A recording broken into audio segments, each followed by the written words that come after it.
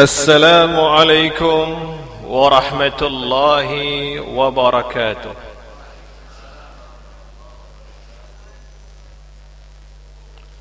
الحمد لله رب العالمين الرحمن الرحيم مالك يوم الدين. أشهد أن لا إله إلا الله وحده لا شريك له، وأشهد أن محمدا عبده ورسوله.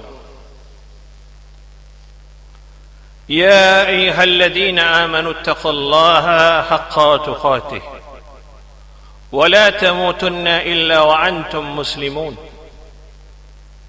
اللهم صل على محمد وعلى آل محمد كما صليت على إبراهيم وعلى آل إبراهيم إنك حميد مجيد. Waba'd. Topik kita kali ini adalah tauhid, menyelamatkan hamba dari kesyirikan. Allah Jalla wa Ala berfirman, Allahu la ilaha illa huwal hayyul qayyum la ta'khudhuhu sinatun wa la naum. Ini ayat kursi. Allah tiada ilah yang berhak diibadahi kecuali Dia. Al-Hayyu maknanya asma wa sifat, yang hidup kekal. Al-Qayyum maknanya adalah yang mengurus seluruh hambanya, tidak mengantuk dan tidak tidur. Ini sifat Allah Jalla wa'ala, dan ini adalah sifat yang diberikan Allah kelak ketika kita memasuki surganya, insya Allah. Tidak mengantuk dan tidak tidur. Penghuni surga itu tidak mengantuk dan tidak tidur. Implikasi dari Asmaul Husna Al-Qayyum, yakni Allah Tabaraka wa Ta'ala mengurus seluruh urusan hambanya, adalah firman-Nya di dalam surah Al-A'raf ayat 54. Ala lahul khalqu wal amru tabarakallahu rabbul alamin. Ingatlah, menciptakan, al-khalqu menciptakan, wal amru memerintah. Ketika Allah Jalla wa Ala memerintahkan kepada makhluknya, karena di sana ada haknya, hak Allah Jalla wa Ala. Setelah al-khalqu menciptakan kita, karena Allah yang menciptakan kita, tidak ada yang berhak memerintahkan kita secara mutlak melainkan Allah Jalla wa'ala. Kemudian apa yang Allah Ta'ala perintahkan setelah Allah Jalla wa'ala Al-Qayyum mengurus seluruh urusan hambanya? Apa yang Allah perintahkan pada makhluknya yang diciptakan? Allah Jalla wa Ala berfirman di dalam surah At-Taubah ayat 31, "Wa ma umiru illa liya'budu ilahan wahida." Padahal mereka hanya disuruh menyembah Rabb yang esa. Dalam surah Al-Ikhlas yang sering kita baca, "Qul huwallahu ahad." Diperintahkan kita untuk mengatakan itu hanya Allah yang esa, hanya Rabb yang esa yang berhak diibadahi, yang ibadah itu tidak boleh diberikan kepada selainnya. Ibnu Katsir rahimahullah di dalam kitabnya Tafsir Ibnu Katsir juz 4 halaman 135, beliau rahimahullah mengatakan, yakni Rabb yang jika mengharamkan sesuatu maka hukumnya haram, dan apa yang dia halalkan maka hukumnya halal, dan apa yang dia syariatkan maka harus diikuti, dan apa yang dia tetapkan maka harus dilaksanakan. Ini adalah tafsir surah At-Taubah ayat 31 oleh Ibnu Katsir rahimahullah. Beliau bermazhab Syafi'i. Jadi apa yang Allah haramkan, itulah yang kita haramkan. Apa yang Allah halalkan, itulah yang kita halalkan. Apa yang Allah perintahkan, wajib kita kerjakan. Apa yang Allah larang, wajib kita tinggalkan. Kemudian hak Allah Ta'ala yang Maha Agung adalah mentauhidkannya dan tidak berbuat syirik. Menduakannya dengan makhluk-makhluk dalam penciptaan, ibadah dan kesempurnaan dalam asma dan sifat-sifatnya. Hal ini tertuang dalam firman Allah Jalla wa'ala di dalam surah Ar-Rum ayat 40. Surah ini sangat penting bagi kita untuk memahami hakikat kehidupan kita itu sesungguhnya, di mana Allah berfirman, Allahul ladzi khalaqakum thumma razaqakum thumma yumitukum thumma yuhyikum. Allah menyatakan yang menciptakan kamu Allah, kemudian yang memberi rezeki kamu Allah, kemudian yang mematikan kamu Allah, kemudian yang menghidupkan kembali kamu Allah. Kemudian Allah bertanya, hal min syurakaikum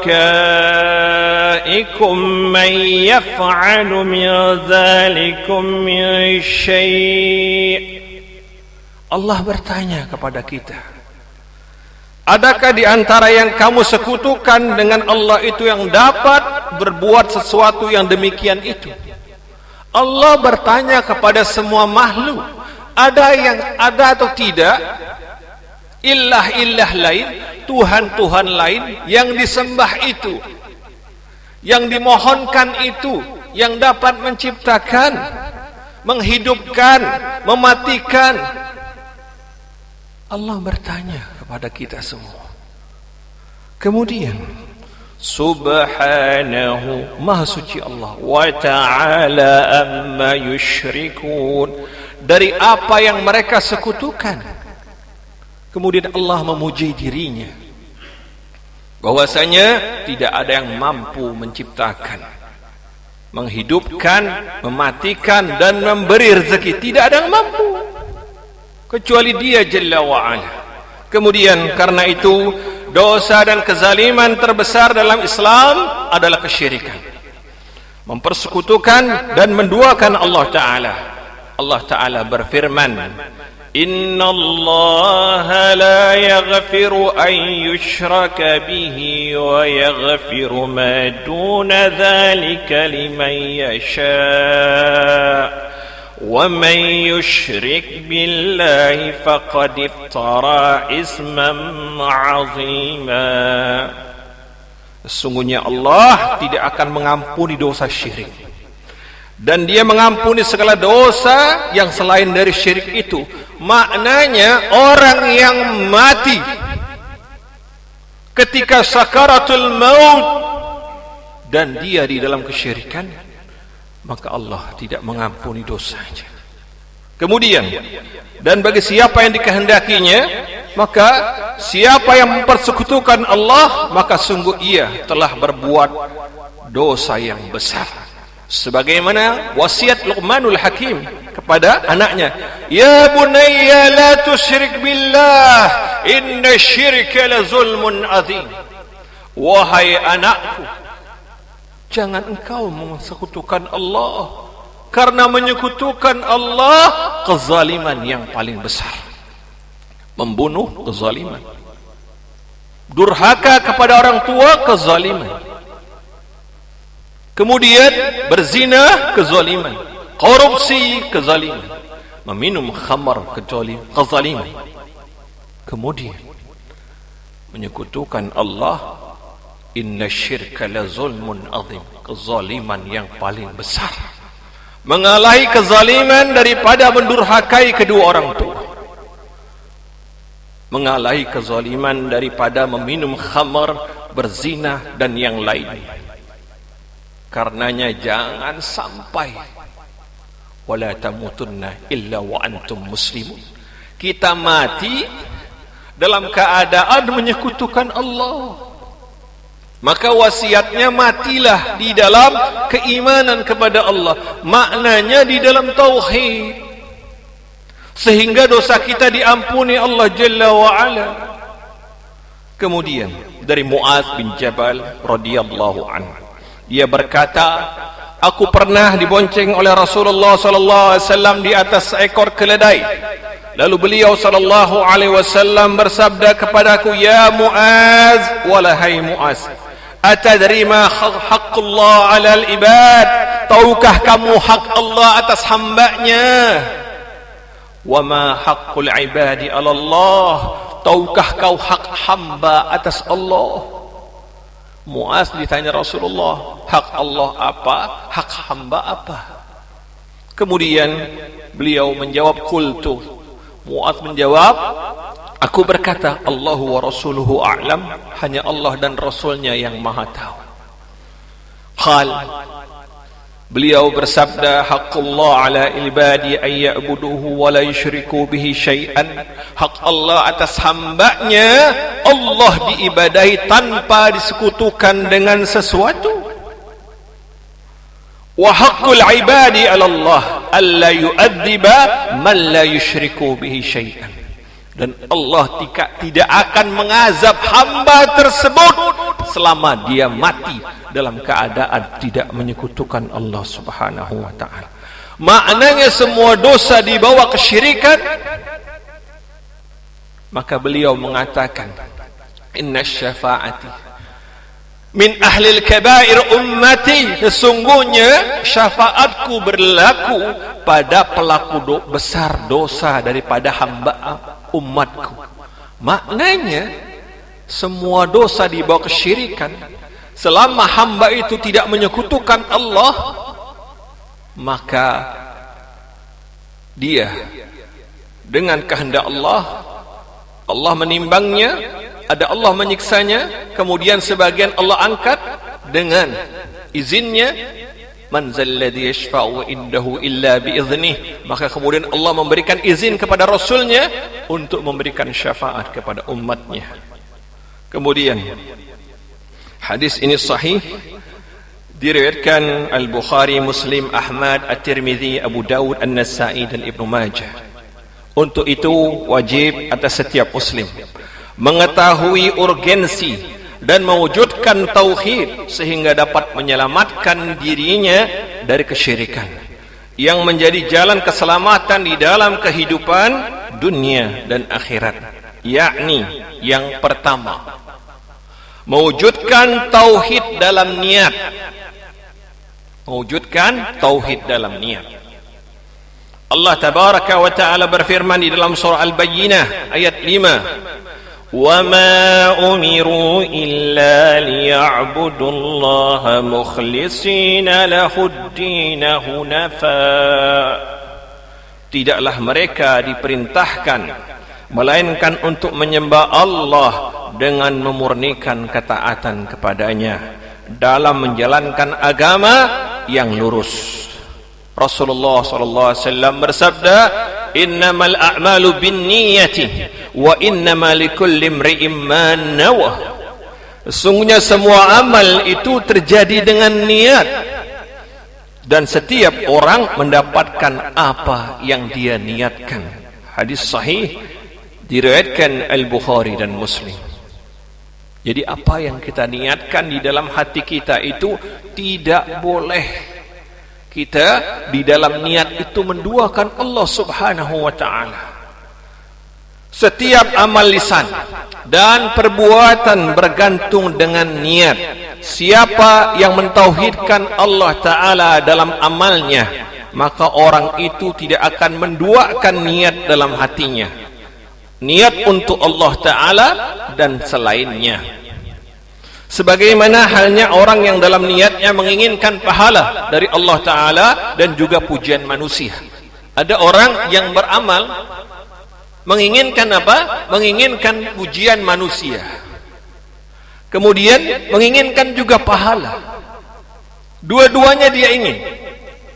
Mereka telah melakukan kesyirikan. Yang demikian itu kesyirikan, menginginkan pujian dan juga menginginkan pahala.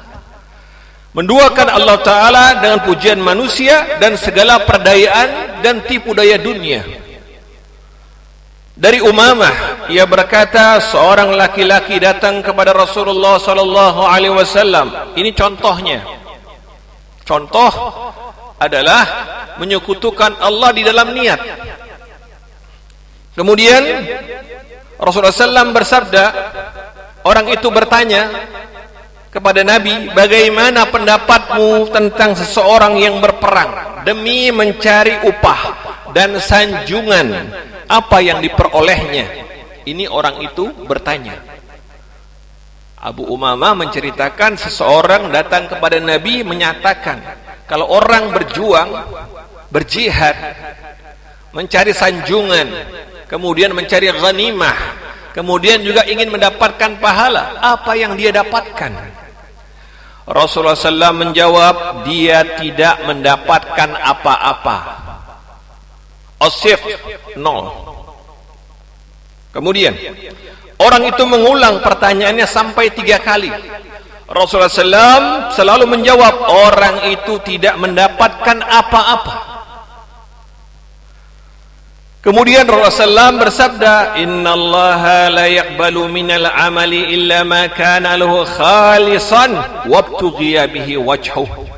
Sesungguhnya Allah tidak menerima amal perbuatan kecuali yang ikhlas, dan dimaksudkan dengan amal perbuatan itu mencari wajhullah, adalah wajah Allah. Yang dimaksud wajah Allah adalah keridhaannya. Para ulama mengatakan keridhaannya. Kemudian wajhullah yang dimaksud dalam tafsir yang lain, syarahnya mengatakan memandang wajah Allah di surga. Hadis ini hasan, diriwayatkan An-Nasa'i. Jadi kalau kita tidak ikhlas, ikhlas ini amal hati, ikhlas ini wujud tauhid di dalam hati.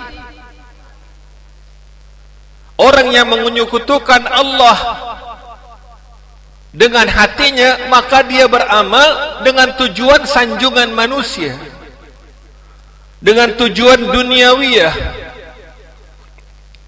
Juga contohnya seperti orang yang bersedekah dengan niat agar dikatakan dermawan.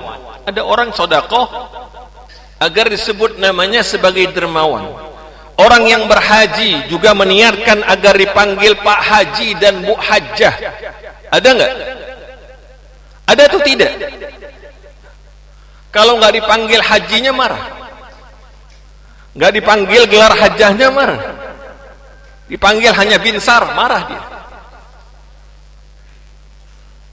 Dia minta dipanggilnya apa? Haji binsar. Tuh.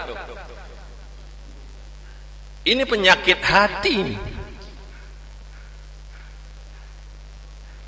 Kemudian demikian pula imam yang membaca surah yang panjang dalam solat fardu dan suara merdu dengan meniatkan pujian manusia. Giliran dia solat sendiri, surahnya surah yang pendek-pendek, bacanya surah yang favorit, Al-Ikhlas sama Al-Kautsar.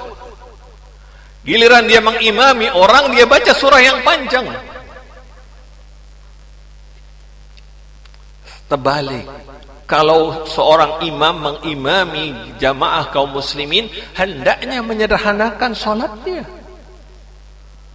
Namun kalau dia solat sendiri, disunnahkan memanjangkannya. Beliau qiyamul lail, surahnya ba'da al-Fatihah Al-Baqarah. Selesai Al-Baqarah nyambung Ali Imran. Selesai Ali Imran nyambung An-Nisa.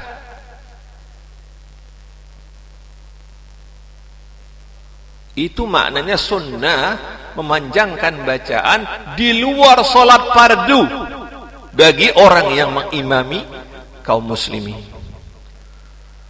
Kemudian siapa yang rusak dalam tauhidnya, maka terjangkit penyakit kesyirikan di dalam niat. Kelak niat riya di dalam hatinya akan dibongkar Allah Jalla wa Ala di hari kiamat di hadapan semua makhluk. Rasulullah SAW bersabda, man samma'a samma Allahu bih, siapa yang memperdengarkan, menyiarkan amalnya, maka Allah akan menyiarkan aibnya. Jadi jangan kita puasa sunnah, kita ngomong sama rekan kantor kita, saya sedang puasa sunnah, ngapain ngabarin orang? Apa kawan kita itu kita mintakan pahalanya? Puasa sunnah ya sudah, diam saja. Kalau diajak makan siang kita katakan, afwan, silahkan bicarakan yang lebih baik seperti itu. Tidak usah dikabarkan kita sedang puasa sunnah, tadi malam saya bangun sholat qiyamul lail. Apa kepentingannya?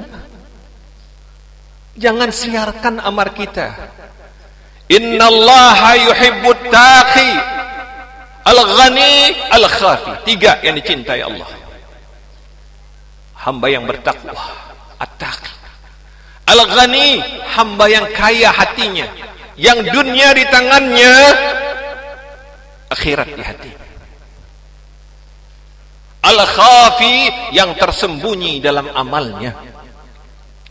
Orang yang menyembunyikan amaliyahnya itu lebih selamat. Dan bentuk nyata mentauhidkan Allah di dalam niat. Kemudian, wa man yura'i ra'illahu bih. Siapa yang beramal karena riya, maka Allah akan membuka niatnya di hadapan orang pada hari kiamat. Dibuka, dibongkar Allah. Manusia nggak tahu hati kita. Allah Jalla wa Ala Al-Alim, yang maha mengetahui. Hadis ini hadis sahih, diriwayatkan Al-Bukhari dan Muslim, dan beliau bersabda, perhatikan hadis berikutnya. Inna akhwafa ma akhafu alaikum syirkul asghar. Sungguhnya yang paling kukhawatirkan akan menimpa kalian adalah syirik kecil. Qalu, para sahabat bertanya, wa ma syirkul asghar ya Rasulullah? Apa syirik asghar itu ya Rasulullah? Qal, beliau bersabda, ar-riya, syirik kecil itu adalah riya. Yaqulullahu azza wa jalla, telah berfirman Allah Subhanahu wa ta'ala, lahum yaumal qiyamati idza juziyan nasu bi'amalihim. Ketika di hari pembalasan daripada amal-amal para hamba di hari kiamat, Allah Jalla wa Ala memberitahukan kepada orang-orang yang riya di dalam amalnya, izhabu, dengan fi'il amr, pergilah kalian semua ilal ladina kuntum tura'una fid dunya, dengan orang yang kalian riakkan amal kalian di muka dunia. Di padang mahsyar, matahari dekatkan 1 mil, kemudian orang bermandikan keringat sesuai dengan dosanya, bertelanjang badan, belum dihitan, dan tidak beralas kaki. Kita diusir oleh Allah Jalla wa'ala karena kita menyekutukan Allah di dalam niat. Izhabu ila alladhi kuntum tura'una bi'amalikum fid dunya. Sedih betul kita, diusir Allah. Allah enggak mau lihat wajah orang yang riya. Disuruh apa? Minta sama orang yang kalian sebutkan puasa kalian itu, minta kepada orang yang kalian sebutkan sedekah kalian itu, minta pahalanya dengan dia. Jangan coba-coba, Allah bongkar semuanya. Fanzuru hal tajiduna indahum jazaa. Allah mengatakan dalam firman berikutnya, dalam hadis ini, apakah kalian mendapatkan balasan pahala dari mereka? Sudah jelas bahwasanya ini adalah hadis riwayatkan oleh Ahmad. Syekh Shu'aib Al-Arnaud mengatakan bahwa sanad hadis ini sahih. Riya ingin dilihat manusia, sum'ah ingin didengar manusia, dan segala tujuan duniawiyah yang diniatkan dari setiap amal soleh yang dilakukan seseorang adalah yang sangat berbahaya. Limadha? Mengapa? Karena dapat mengancam pahala amal soleh yang dilakukan sehingga terhapus dan dicampakkan wajah pelakunya di dalam neraka. Allah Subhanahu wa taala berfirman kepada Nabi sallallahu alaihi wasallam di dalam surah Az-Zumar ayat 65. Laqad uhiya ilaika wa ilal ladina min qablika la in asyrakta la yahbatanna 'amaluka wa la takunanna minal khasirin. Dan sesungguhnya telah diwahyukan kepadamu dan kepada nabi-nabi sebelummu, maknanya mentauhidkan Allah di dalam niat, telah disampaikan dari Nabi Adam alaihissalam sampai beliau sallallahu alaihi wasallam. Jika kamu mempersekutukan Allah, niscaya akan hapuslah amalmu dan tentulah kamu termasuk orang-orang yang merugi, orang yang riya, yang menyekutukan Allah di dalam amal, yang mereka tidak mentauhidkan Allah di dalam niatnya, maka seluruh amalnya akan dihapus oleh Allah Jalla wa'ala. Karena itu wajib atas setiap kita beramal dengan membersihkan hati kita dari riya, sum'ah dan segala tujuan duniawiyah dengan keikhlasan dalam setiap amal saleh yang dilakukan. I'lamu, ketahuilah, keikhlasan tidak terlahir kecuali dengan ketauhidan kepada Allah Jalla wa'ala. Mengesahkan Allah Ta'ala dalam niat akan menyelamatkan hamba dari penyakit hati. Perhatikan kalimat ini. Mengesahkan Allah Ta'ala dalam niat, mentauhidkan Allah Ta'ala di dalam niat akan menyelamatkan hamba dari penyakit hati. Apa penyakit hati? Riya, ingin dipuji manusia. Sum'ah, ingin diperdengarkan amalnya kepada manusia. Ujub, sombong. Hasad, dengki. Tamak, rakus. Kemudian al-ghadab, marah. Marah itu amal hati. Kalau kita tidak ikhlas kepada Allah, maka orang yang pemarah itu orang yang jauh dari ketauhidan kepada Allah Subhanahu wa taala. Orang yang mendambakan ketauhidan, maka amarahnya dikalahkan dengan kesabaran, dan sabar itu bentuk mentauhidkan Allah Jalla wa ala. Terlahir dari mentauhidkan Allah Jalla wa ala. Allah tabaraka wa taala berfirman di dalam surah Al-Kahfi ayat 110, "Faman kana yarju liqa'a rabbih falyamal amalan salihan wa la yusyrik bi ibadati rabbih ahada." Siapa mengharap perjumpaan dengan Rabbnya, aman kana yarju liqa'a rabbih, kalau kita berharap berjumpa Allah, apakah kita akan berjumpa Allah? Naam, benar. Kemudian maka hendaknya dia falyamal amalan salihan, mengerjakan amal sesuai dengan tuntunan Rasulullah sallallahu alaihi wasallam, wala yusyrik, dan janganlah dia menyekutukan Allah bi ibadati rabbih ahada, di dalam beribadah kepada Allah jangan menyekutukan Allah.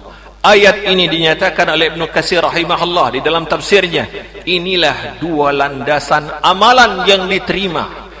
Ikhlas karena Allah dan sesuai dengan tuntunan Rasulullah sallallahu alaihi wasallam.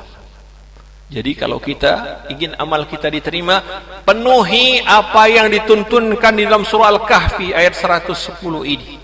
Pertama, beramallah sesuai dengan tuntunan Rasulullah sallallahu alaihi wasallam. Sallu kama raaitumuni usalli. Salatlah kalian sebagaimana kalian melihat aku salat. Khudu anni manasikakum. Ambillah dariku tata cara manasik haji kalian, umrah kalian.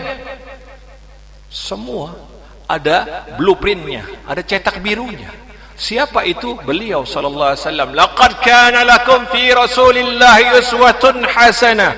Sungguh pada diri beliau itu suri tauladan bagi kita di dalam bertakarrub kepada Allah Subhanahu wa taala. Kullu ummati dakhala al-jannah. Semua umatku masuk surga illa man aba, kecuali yang tidak mau. Wa man ta'aba ya Rasulullah. Siapa yang tidak mau itu? Wa man ata'ani dakhulal jannah wa man asani faqad aba. Siapa yang taat kepada aku, maka dia masuk surga. siapa yang bermaksiat kepada aku, maka dia masuk ke dalam neraka. Kemudian yang kedua, mewujudkan tauhid dalam perkataan. Yang pertama, mewujudkan tauhid di dalam niat. Yang kedua, mewujudkan tauhid dalam perkataan. Allah tabaraka wa ta'ala berfirman, Ya ayyuhalladzina amanu taqullaha wa qulu qawlan sadida yuslih lakum a'malakum wa yaghfir lakum dhunubakum وَمَنْ يُطِعِ اللَّهَ وَرَسُولَهُ فَقَدْ فَازَ فَوْزًا عَظِيمًا. Hai orang-orang yang beriman, bertakwalah kamu sekalian kepada Allah dan katakanlah perkataan yang benar. Qaulan sadidah, perkataan yang benar. Perkataan yang benar maknanya adalah kalimat tauhid. Man kana akhiru kalamihi la ilaha illallah dakhalal jannah. Siapa orang yang akhir ucapannya ketika dia menjelang sakaratul maut la ilaha illallah, maka dia masuk ke dalam surga. Kemudian niscaya Allah akan memperbaiki amal-amalmu dan mengampuni dosa-dosamu. Siapa mentaati Allah dan Rasulnya, maka sesungguhnya ia telah mendapat kemenangan yang besar. Kita diperintahkan mengatakan yang benar. Falyakul khairan aw liyasmut, katakan yang baik, atau jika tidak dapat mengatakan yang baik, diam itu lebih baik. Kemudian Rasulullah SAW bersabda, Innal abda la yatakallamu bikal kalimati ما تبين ما فيها يحوي بها في النار أبعاد ما بين المشرق والمغرب. Sesungguhnya seorang hamba yang mengucapkan suatu perkataan yang tidak dipikirkan apa dampak-dampaknya akan membuatnya terjerumus ke dalam neraka yang dalamnya lebih jauh dari jarak timur dengan barat. Hadis sahih diriwayatkan oleh Al-Bukhari dan Muslim. Perkataan yang batil, sebatil-batilnya perkataan adalah menyekutukan Allah Jalla wa'ala. Kemudian di antara contoh perkataan kesyirikan adalah orang-orang yang menjadikan orang-orang soleh yang sudah mati sebagai perantara dalam berdoa. Ini hati-hati. Jangan sampai kita ziarah kubur tujuannya apa? Meminta kepada orang yang sudah mati. Baik itu dari kalangan para nabi, wali, dan yang lainnya saat berdoa, dan juga di kuburan-kuburan mereka yang dikeramatkan. Saya ingatkan, tidak ada satupun kuburan dunia di dunia ini yang keramat. Tidak ada. Tidak ada satupun di muka dunia ini kuburan yang keramat, selain termasuk kuburan Rasulullah SAW itu tidak berkeramat. Mengapa? Karena kuburan yang keramat di muka dunia hanya satu. Kuburan siapa? Yang keramat itu kuburan kita. Kuburan kita yang paling keramat bukan kuburan Nabi SAW. Bukan kuburan wali, tidak. Keramat itu dari kata karomah, maknanya kemuliaan. Muliakan kuburan kita. Persiapkan bekal di dalamnya. Idzal matal insan khata'a amaluh. Jika mati manusia putus amalnya, maka sebelum kita mati, jadikan kuburan itu karomah. Bagaimana? Yatba'ul mayyita salasah. Yang mengikuti mayit itu tiga, ahluhu wa maluhu wa amaluh. Keluarganya ketika mengiringinya, kemudian hartanya, kemudian yang ketiga amalnya, kemudian fayarji' isnain, maka kembali yang dua. Apa yang kembali itu? Yarji'u ahluhu wa maluhu. Setelah menguburkan kita, kembali keluarga kita. Kembali harta kita, mobil kita itu kembali pulang ke rumah. Wa yabqa wahid, yang tetap bersama kita hanya satu. Wa yabqa amaluh, yang kekal bersamanya adalah amalnya. Jadikan keramat kubur kita, tidak ada di muka dunia. Jangan mau ditipu oleh para penipu yang mengatakan kuburan-kuburan berkeramat. Kemudian seperti berdoa dengan meminta suatu hajat, isti'anah, meminta pertolongan. Kemudian istighasah, meminta pertolongan di saat sulit, meminta rezeki, meminta kesembuhan, meminta jabatan dan lainnya. Dengan ziarah ke kuburan-kuburan keramat. Kita dilarang bertasabbuh, meniru kepada orang-orang Yahudi dan Nasrani yang bersikap ghulu, melampaui batas terhadap orang-orang alim mereka. Perhatikan firman Allah Subhanahu wa taala di dalam surah At-Taubah ayat 31. Ittakhadhu ahbarahum wa ruhbanahum arbaban min dunillah. Mereka Yahudi dan Nasrani menjadikan orang-orang alimnya dan rahib-rahib mereka sebagai Tuhan selain Allah. Orang Yahudi, orang Nasrani datang ke kuburan nabi-nabi mereka, meminta, berdoa di sana. Kemudian kita bertasabbuh, meniru mereka. Man tasabbaha bi qaumin fahuwa minhum. Siapa meniru satu kaum, maka mereka kaum itu. Enggak beda kita sama Yahudi atau Nasrani. Kaum muslimin, agama kita diturunkan, hanya Allah yang dimintai, bukan kuburan-kuburan. Ketika beliau sallallahu alaihi wasallam wafat, siapa yang memandikan? Siapa yang memandikan Nabi sallallahu alaihi wasallam? Ada yang tahu? Ali bin Abi Thalib radhiyallahu anhu. Beliau dimandikan, tidak mandi sendiri. Kemudian jasad beliau dikafankan atau tidak? Dikafankan, tidak pakai kafan sendiri. Ada orang mengatakan, ada ulama fulan, syekh fulan, dia mandi sendiri, dia pakai kafan sendiri, kemudian mati. Allah musta'an. Ini tipuan. Dinyatakan di situ Imam Ghazali. Allahu Akbar. Orang yang mati dengan sendirinya, mandinya itu atau wuduknya itu gugur dengan kematiannya, tetap wajib dibuka kapannya dan dimandikan kembali. Jangan salah. Nabi SAW disolatkan, didoakan enggak? Didoakan tetap. Nabi disolatkan jenazah, didoakan Allahumma ighfir lahu. Nabi saja didoakan ampunan, warhamhu wa'afihi wa'fu anhu, didoakan. Kemudian orang berbondong-bondong datang ke kuburan meminta kepada beliau, la haula wala quwwata illa billah. Baik secara akal yang sehat. Ini anak SMA 8 ini. Insyaallah anak pinter-pinter gitu. Jangan mau ditipu gitu. Kemudian secara dalil syar'inya enggak ada itu. Meminta kepada orang mati. Yang ada orang mati itu didoakan. Kemudian diriwayatkan di dalam Sahih Bukhari. Ini contoh ya, lihat di contohnya.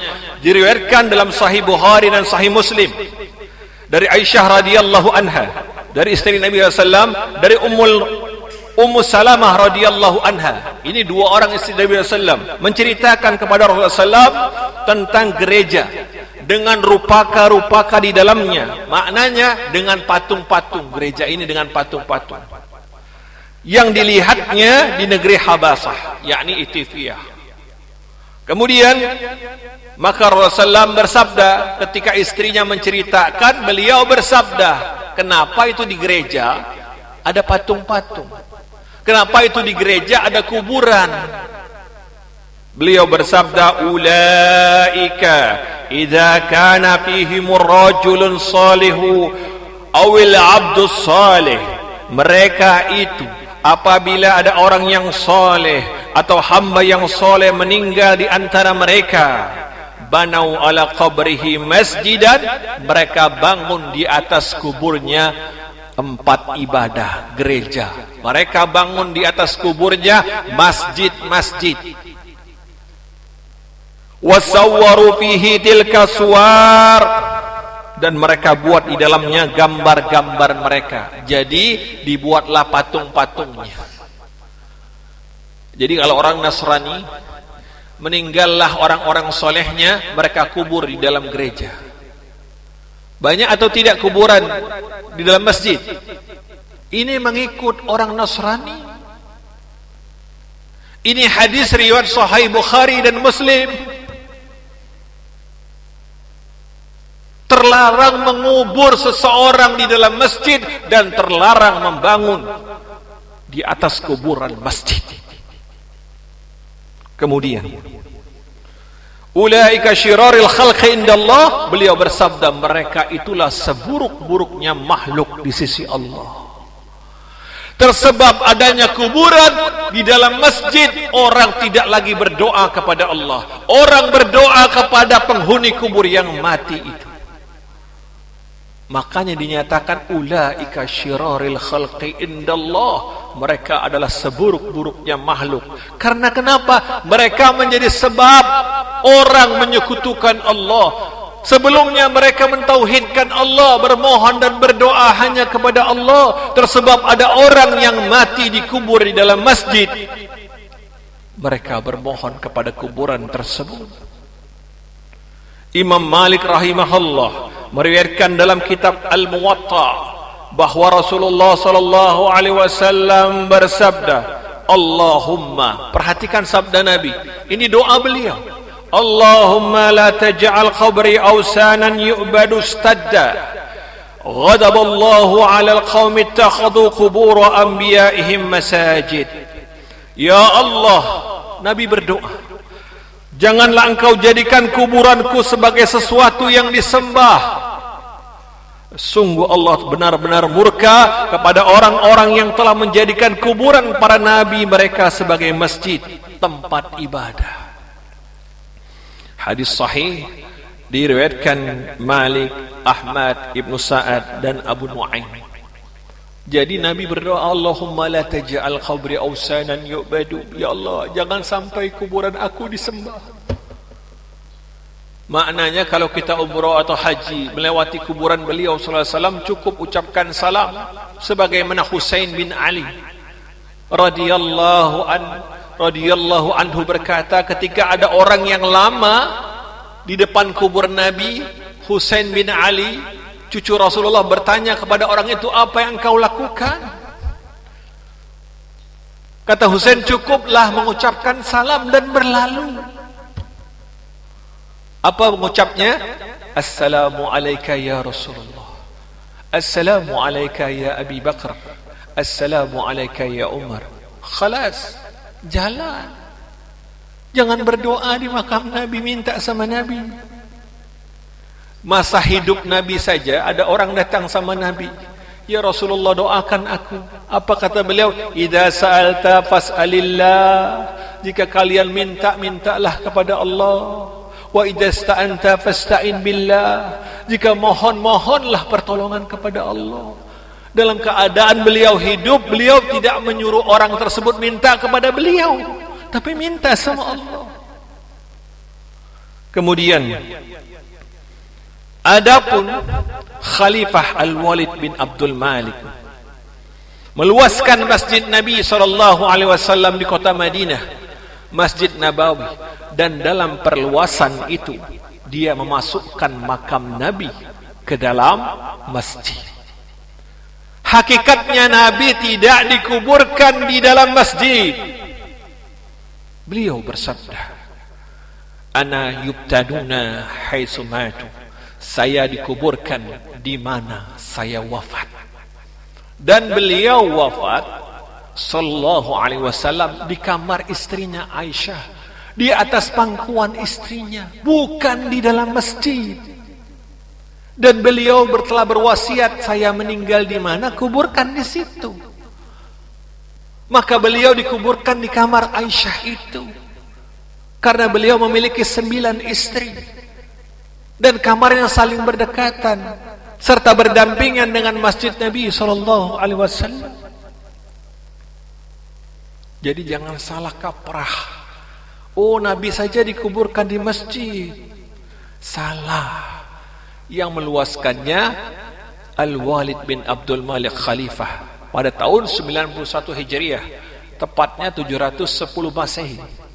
Ketika penggalian perluasan masjid itu, waktu itu khalifahnya Umar bin Abdul Aziz radhiyallahu anhu. Ketika digali, apa yang terlihat?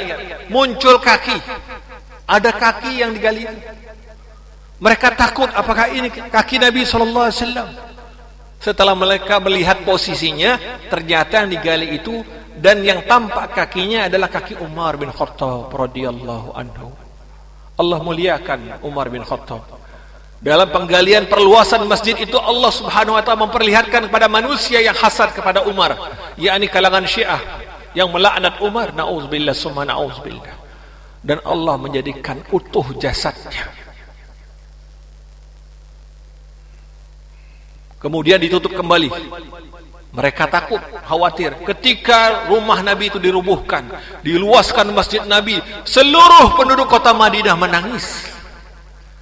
Tidak menyetujui daripada kehendak Khalifah Al-Walid bin Abdul Malik. Namun apalah daya para rakyat, kecuali mentaati pemimpin mereka. Jadi jangan salah kaprah, beliau tidak pernah dikuburkan di dalam masjid. Makanya para ulama menyatakan, siapa yang mendatangi Masjid Nabawi jangan bersengaja solat di hadapan makam Nabi sallallahu alaihi wasallam, karena dikhawatirkan sujud kepada beliau sallallahu alaihi wasallam. Jadi kalau kita ke Masjid Nabi, cari shaf pertama yang terdepan. Kalau tidak dapat kemudian tersingkir sampai ke shaf di depan makam Nabi, ini hal yang lain. Kemudian termasuk lemahnya ketauhidan seorang hamba adalah bermunajat dengan memohon kepada pohon-pohon yang dikeramatkan, ratu pantai selatan, kuburan raja-raja dan pangeran, jin-jin Gunung Kawi, mendatangi dukun, paranormal serta lainnya. Perhatikan, jangan sampai kita datang kematian kepada kita mendatangi dukun. Ini berhati-hati. Man ata kahinan aw sahiran fasaddaqahu bima yaqul faqad kafara bima unzila ala Muhammadin sallallahu alaihi wasallam. Siapa yang mendatangi dukun paranormal, kemudian orang itu mati dengan keadaan semacam itu, maka dianggap dia keluar dari Islam. Dianggap dia mengingkari Al-Quran 30 juz yang diturunkan kepada beliau sallallahu alaihi wasallam. Kemudian ketahuilah, doa adalah ibadah yang wajib atas setiap hamba mewujudkan tauhid sehingga dapat menunaikan hak Allah Ta'ala. Siapa yang berdoa kepada selain Allah, maka orang itu telah terjerumus kepada kesyirikan yang merupakan kezaliman terhadap hak Allah Ta'ala. Allah Jalla wa'ala berfirman di dalam surah Yunus ayat 106, فَلَا وَلَا تَدْعُوا مِن دُونِ اللَّهِ مَا لَا يَنفَعُكَ وَلَا يَضُرُّكَ فَإِن فَعَلْتَ فَإِنَّكَ إِذًا مِنَ الظَّالِمِينَ. Dan janganlah kamu menyembah, berdoa kepada selain Allah yang tidak memberi manfaat dan tidak memberi mudarat. Maka jika kamu berbuat yang demikian itu, sesungguhnya kamu termasuk orang-orang yang zalim. Ayat ini menandaskan bahwasanya kita dilarang berdoa kepada selain Allah. Selain Allah tidak dapat mendatangkan manfaat dan mudarat. Menghidupkan, mematikan, memberi rezeki, semuanya hak Allah Jalla wa'ala. Kemudian berdoa kepada selain Allah Ta'ala termasuk kesyirikan dalam perkataan yang diancam Rasulullah SAW dengan neraka. Man mata wa huwa yad'u min dunillahi nidan dakhala an-nar. Hadis sahih riwayat Al-Bukhari. siapa mati yang meninggal sedangkan ia berdoa kepada selain Allah sebagai tandingan baginya, maka dia akan masuk neraka. Hadis ini sahih. Kalau kita berdoa kepada selain Allah, kepada kuburan keramat, kepada pohon, kepada penunggu tempat tertentu, pohon tertentu yang dikeramatkan orang lain, yang mereka semua datang ke sana, maka hadis ini mengatakan kalau dia mati dengan keyakinan yang semacam itu dan dia tidak bertaubat, maka dia masuk ke dalam neraka Allah Jalla wa Ala. Kemudian ketahuilah para nabi, wali dan semua manusia yang telah mati tidak dapat mendengar doa dan yang disampaikan dan dimintakan kepada mereka, apalagi mengabulkannya. Ini perhatikan, orang yang sudah mati di dalam kuburnya tidak lagi dapat mendengar doa, tidak mengetahui keadaan di alam dunia.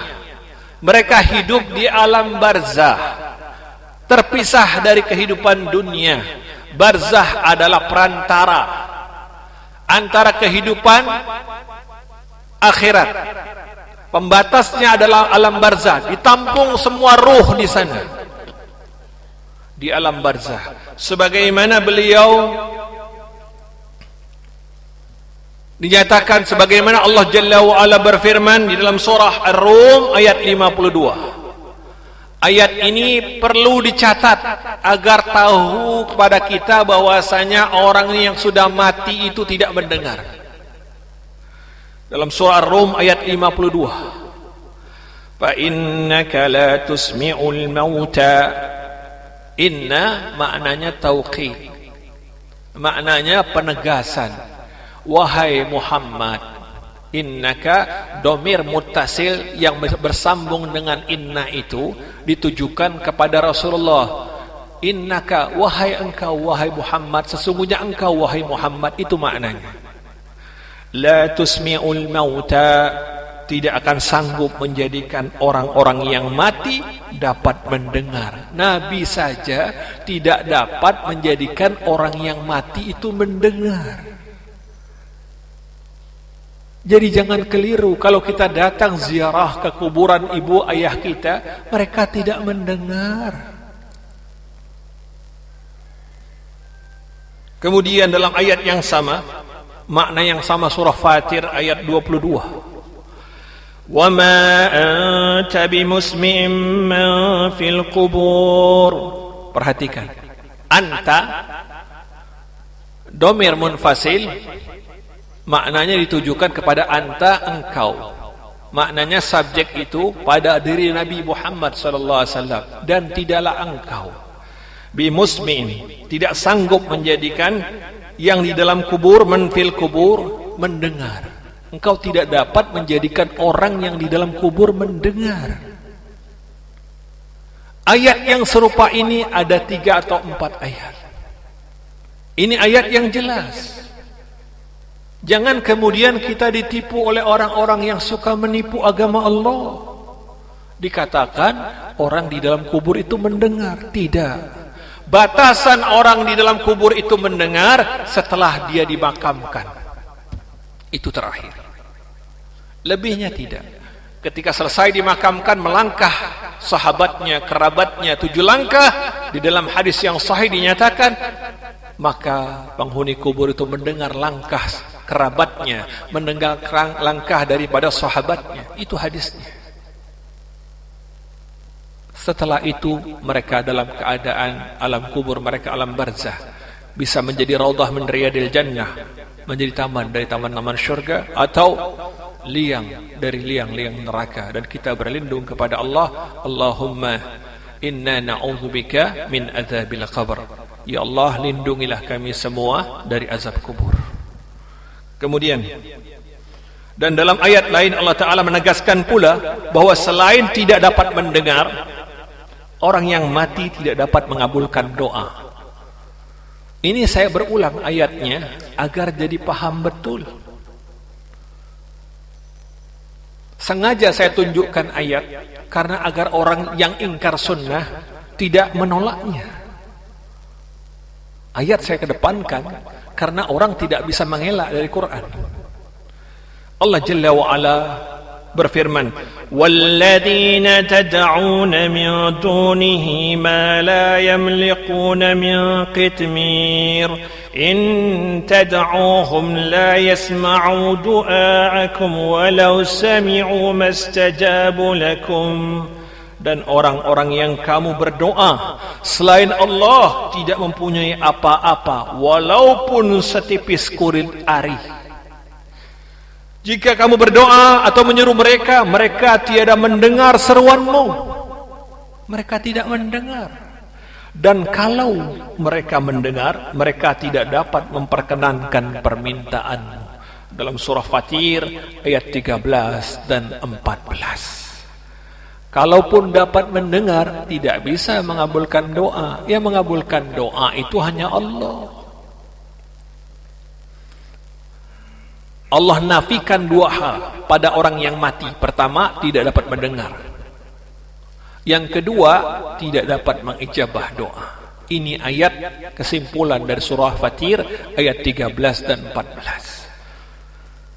Siapa yang mentauhidkan Allah Ta'ala, maka orang tersebut mengetahui hak Allah Ta'ala yang telah memerintahkan para hambanya untuk berdoa secara langsung kepadanya dan berjanji akan mengabulkannya. Surah Ghafir ayat 60. Wa qala rabbukum ud'uni astajib lakum. Dan Allah Jalla wa Ala berfirman, ud'uni. Ini dengan fi'il amr, kata kerja perintah. Ud'uni, mintalah kepada aku. Astajib lakum. Allah mengatakan, aku akan mengabulkannya atas kalian. Jelas ini. Kemudian tata cara ini disebutkan di dalam hadis dan di dalam Al-Quran. Bahwasanya Allah Jalla wa Ala berfirman dalam surah Al-A'raf ayat 180, walillahi asmaul husna fad'uhu biha. Al-A'raf ayat 180, walillahi asmaul husna, bagi Allah nama-nama yang baik, maka bermohonlah dengan nama-nama itu. Jadi mohon kepada Allah. Gimana caranya? Dengan asmaul husna. Maka beliau bersabda, idza da'a ahadukum, jika salah seorang dari kalian berdoa, falyabda bihamdi rabbih, hendaklah dia memuji Rabbnya, memuji Allah. Memuji Allah maksudnya apa? Dengan asmaul husna. Bagaimana caranya? Allahumma ya Allah. Maka doa itu banyak dengan kalimat Allahumma. Ini adalah pujian terhadap Allah. Boleh dengan asmaul husna yang lainnya. Ya Allah ya Rahmanir Rahim, Ya Malik ya Quddus ya Salam, Ya Mu'min ya Muhaimin ya Aziz ya Jabbar ya Mutakabbir. Allahumma innaka antar Razzaq warzuqni. Ya Allah, Engkaulah yang Maha memberikan rezeki. Warzuqni. Allahumma innaka antas Syafi. Ya Allah, Engkaulah yang Maha menyembuhkan. Ishfi, sembuhkan aku. Summa yusallu ala nabi. Yang kedua, setelah kita memulai dengan asmaul husna, membaca salawat kepada Nabi. Allahumma salli ala Muhammad wa ala ali Muhammad kama sallaita ala Ibrahim wa ala ali Ibrahim innaka Hamidum Majid. Pakai salawat yang lengkap sebagaimana tahiyat akhir, salawat Ibrahimiyah. Allahumma salli ala Muhammad wa ala ali Muhammad kama sallaita ala Ibrahim wa ala ali Ibrahim innaka Hamidum Majid. Allahumma barik ala Muhammad wa ala ali Muhammad kama barakta ala Ibrahim wa ala ali Ibrahim innaka Hamidum Majid.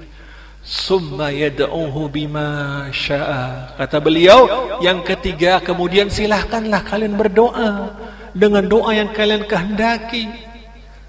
Ini perkataan kita dalam tauhid. Jangan jatuh kepada kesyirikan. Wahai Syekh fulan, wahai wali fulan, wahai ulama fulan, wahai Syekh Abdul Qadir Jailani. Kita sebut nama Syekh Abdul Qadir Jailani. Ini tidak ada syariatnya. Ini menyekutukan Allah. Kita sebut nama Allah. Allah perintahkan menyebut Asmaul Husna. Allah perintahkan melalui lisan nabinya salawat kepada beliau. Kemudian berdoalah. Jadi 3 tahap dalam berdoa. Asmaul Husna, kemudian salawat kepada beliau, kemudian doa kita. Bolehkah diakhiri dengan kalimat yang sama? Setelah doa itu berakhir, boleh. Kembali dengan memuji Allah, kemudian dengan salawat kepada beliau sallallahu alaihi wasallam. Kemudian yang ketiga, sebagai penutup, yakni ketiga, mewujudkan tauhid dalam perbuatan. Pertama, mewujudkan tauhid dalam niat. Kedua, mewujudkan tauhid dalam perkataan. Yang ketiga, mewujudkan tauhid dalam perbuatan. Inilah keselamatan seorang hamba dari kesyirikan. Tauhid dalam perbuatan adalah mengesahkan Allah Subhanahu wa taala dalam semua jenis ibadah badani. Seperti salat. Jadi salat tidak boleh diarahkan kepada selain Allah. Seperti zakat, haji, umroh, berkurban, jihad dan lainnya. Semua wajib ditujukan kepada Allah Jalla wa'ala. Siapa mempersembahkan sembelihan kepada penghuni kuburan keramat, jin-jin penunggu tempat tertentu, dia menyembelih di sana, dibawa. Agar apa? Anaknya yang lama sudah menikah, belum juga memiliki keturunan, dia pergi ke tempat kuburan tertentu, dia meniatkan menyembelih di sana atas kemuliaan wali fulan, syekh fulan, atau ke tempat keramat, atau sebagian orang yang kita lihat mau bangun jembatan disembelih apa? Kerbau. Betul tidak? Pernah dengar atau tidak? Dengan alasan tidak selamat kalau tidak disembelih tumbalnya. Untuk apa? Agar jin-jinnya takluk, dikasih dengan kerbau. Kemudian atau lainnya dari berbagai hajat-hajat mereka, maka yang demikian termasuk perbuatan syirik besar dan dosa besar, bertentangan dengan tauhidullah, mengesahkan Allah. Hal ini menyerupai perbuatan orang-orang musyrik terdahulu yang menjadikan sembelihan sebagai persembahan untuk berhala. Orang musyrik menjadikan persembahan untuk berhala. Wajib atas setiap muslim berkurban untuk Allah Ta'ala sebagai perwujudan tauhid, sebagaimana doa iftitah kita setelah takbiratul ihram dalam salat. Inna salati, artinya apa? Sesungguhnya salatku. Inna salati wa nusuki. Wa nusuki ini adalah ibadahku. Ada ulama yang menafsirkan wa nusuki ini kurbanku. Inna a'tainakal kautsar fasalli li rabbika wanhar. Sesungguhnya Allah telah memberikan nikmat yang banyak, fasalli, maka salat itu karena Allah. Fasalli li rabbika wanhar, dan berkurbanlah karena Allah. Jadi tidak boleh karena keselamatan sebuah jembatan dikhawatirkan akan terjadi berbagai keburukan jika tidak disembelihkan. Itu maknanya menyekutukan Allah dalam perbuatan. Kemudian Rasulullah SAW bersabda, la'anallahu man zabaha li ghairillah. Hadis sahih diriwayatkan Muslim. Allah melaknat seseorang yang menyembelih karena selain Allah. Allah melaknat. Laknat itu maknanya akan diazab. Kemudian demikian pula bersujud. Itu pertama adalah berkurban kepada selain Allah. Ini adalah sisi daripada kesyirikan dalam perbuatan. Yang kedua, bersujud kepada kuburan-kuburan para nabi dan wali. Bersujud kepada orang tua. Perhatikan, bersujud kepada orang tua, bersujud kepada patung-patung, bersujud kepada raja, dan semua sujud-sujud kepada selain Allah dalam rangka beribadah kepada mereka guna mendatangkan manfaat dan menolak kemudaratan, maka yang demikian bertentangan dengan tauhid Allah, mengesahkan Allah. Sujud adalah ibadah badani yang termulia. Hamba meletakkan kepalanya sebagai anggota badan yang dimuliakan di atas tanah. Orang yang mentauhidkan Allah Ta'ala akan terbebas dari penyembahan sesama makhluk yang lemah. Tidak ada yang berhak disujudi di jagat raya ini selain Allah Jalla wa'ala. Tidak ada yang berhak disujudi selain Allah Subhanahu wa ta'ala. Kita letakkan kepala kita yang mulia ini ke bawah. Maka Allah Ta'ala berfirman, ayat ini menandaskan sujud hanya untuk Allah. Perhatikan, tidak boleh sujud kepada siapapun. Fasjudu lillahi wa'buduh, dengan fi'il amr, kata kerja perintah. Maka bersujudlah kepada Allah saja dan sembahlah Dia. An-Nazm, An-Nazm ayat 62. Jangan sujud kepada selain Allah. Kemudian siapa yang tawaf di kuburan-kuburan para nabi dan wali, tawaf di pohon-pohon yang dikeramatkan, dan tawaf di berbagai tempat yang diyakini dapat mendatangkan manfaat dan menolak kemudaratan, maka yang demikian termasuk kesyirikan dalam amal perbuatan. Wajib atas setiap muslim menjauhi tawaf di selain Ka'bah dalam rangka beribadah kepada Allah Ta'ala. Allah Ta'ala berfirman, وَلْيَتَوَّافُ بِالْبَيْتِ الْعَتِيقِ. Allah berfirman dalam surah Al-Hajj ayat 29, hendaknya mereka melakukan tawaf di Baitullah. Jadi tawaf dilarang di selain Baitullah. Siapa yang tawaf di selain Baitullah, maka dia yang demikian telah melakukan perbuatan kesyirikan kepada Allah Subhanahu wa ta'ala. Bahkan di Hajar Aswad itu, di dalam Ka'bah, di ujung sudut Ka'bah itu aja ada Hajar Aswad. Pada Hajar Aswad saja kita nggak boleh berlaku berlebih-lebihan. Sebagian orang sengaja berlaku berlebih-lebihan untuk mencium Hajar Aswad. Falyabudu rabb hadzal bait. Jadi kita itu bukanlah menyembah Ka'bah, kita menyembah Allah Jalla wa Ala. Falyabudu, maka hendaklah. Falyabudu rabb hadzal bait, Rabb pemilik rumah ini. Kita tidak menyembah Ka'bah, kita sujud menghadap ke Ka'bah, namun bukan Ka'bah yang kita sembah. Yang kita sembah pemilik rumah tersebut, yakni Ka'bah tersebut. Yang kita sembah Allah Jalla wa Ala. Ka'bah adalah lambang saja untuk menyatukan kiblat kaum muslimin. Maka kemudian Umar berkata kepada Hajar Aswad yang berada di sudut Ka'bah, yang setiap jamaah haji dan umrah ketika akan tawaf beristilam, memberikan permulaan di dalam memulai tawafnya. Apa kata Umar? Innaka anta hajar, sesungguhnya engkau hanyalah batu. La yanfa'uka wa la yadurruka, engkau batu yang tidak dapat memberikan manfaat dan mudarat. Walaula ra'aitun nabiyya sallallahu alaihi wasallam yuqabbiluka ma qabbaltuk, sekiranya aku tidak melihat Rasulullah mencium engkau, aku tidak akan mencium engkau.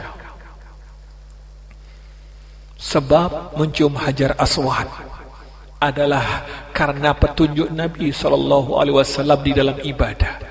Kalau kita membayar joki hanya untuk mencium Hajar Aswad, kemudian kita tidak tawaf, maka tidak ada keberkahan Hajar Aswad itu. Keberkahan itu dengan cium dan tawaf. Jangan salah, cium saja pulang untuk kasih kabar orang di Indonesia, itu namanya riak di dalam niat. Orang kita kan senang cium Hajar Aswad untuk kasih kabar kan. Oh, saya bisa cium Hajar Aswad. Berapa kali? 3 kali. Padahal pakai joki. Bukan ujian PTN aja pakai joki ternyata. Nyium Hajar Aswad juga pakai joki. Allah musta'an. Cuman di sana nggak ada polisinya untuk nangkapnya itu. Kemudian yang berikutnya, lalu siapa saja yang bertabarruk. Apa itu tabarruk? Mengambil berkah, ngalap berkah dari bagian tubuh orang-orang yang soleh, yang masih hidup maupun yang sudah wafat. Jadi kalau kita bertabarruk, datang ke kiai, datang ke ulama, minta sama dia doanya, kemudian kita sakit, minta air, kemudian ditiupkan air, disembur muka kita. Ini zamannya virus corona ini. Jangan sembarangan. Tidak ada tuntunannya yang demikian.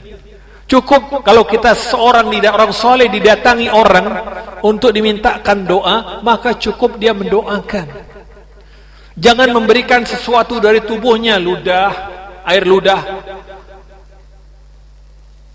atau apalah yang berbarokah keringatnya. Itu Rasulullah SAW. Selain Nabi keringatnya bau.